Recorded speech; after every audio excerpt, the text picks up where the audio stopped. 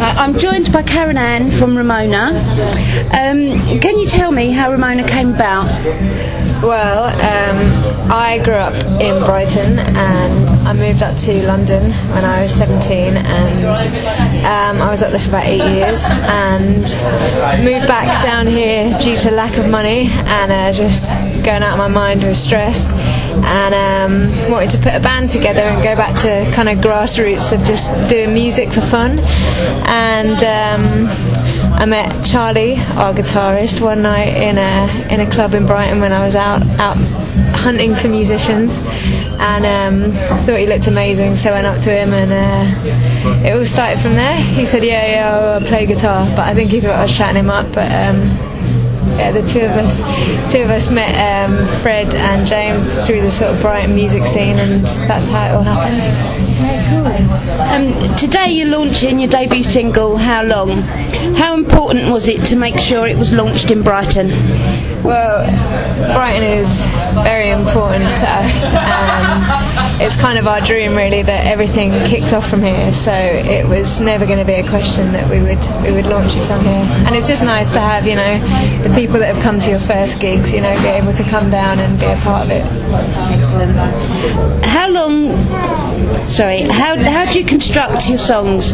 Is it an idea first, or lyrics, or a tune? I've always been a bit of an avid lyricist, I guess, like scrawling in notebooks and writing stories since I was tiny. So for me, the whole idea starts with the words. That's the most important part of the song for me. It's been said that you're like the modern day Blondie, which must be a huge compliment. Does that put added pressure on you, and why? I don't know that it puts added pressure on us. I guess maybe the people that praise us, it can attract criticism from other people, and obviously it's a massive compliment, and we are very much inspired by the really early kind of punk scene, but I mean you can never try and emulate it. We're just trying to do our modern day kind of version of what we do, what we love. To date, what has been your best moment as a band and your worst? Our best moment was probably we did Tea in the Park probably about 2 months ago now. That was like our biggest thing that we'd ever done, and it was incredible. We just had an amazing day, and it was just nice to be on a massive stage with a few hundred people there. That was really good fun. Even though we blew the generator, so we didn't finish our set, but it was a great moment. And the worst was probably our first gig in Southampton, our first gig outside Brighton. Charlie left his strap behind, and he'd only had, it was like his new guitar, and he'd had it a week, and he left it behind, and we all had this massive fight all the next day, and we were all blaming each other, but in the end we learnt our lesson, and now there's big neon R's on everything. And what are your views on programmes like the X Factor? It's hard to say. I mean, on one hand, they're great entertainment, I guess, and they make music accessible maybe, but on the other hand they take away, I think they hide the fact, how hard it is to make it on your own and really be a true artist, and kind of there's a lot of joy in just doing it yourself and going through the early stages of your first gig when there's 5 people there, and doing your first demo, that in some ways that's the best part of it, so I kind of feel like you're missing out the most fun, by going on something like that. Yeah. Okay. How important a role does the internet play in your career? Well, these days it's everything. It makes it a lot easier to do in some ways, but then on the other hand, maybe you feel like you can get lost in it easier because there's just so much information on everything all the time. I like it, but it doesn't beat the real thing of just going out and doing the gigs. And we're doing our first little radio tour tomorrow, and I'm so excited.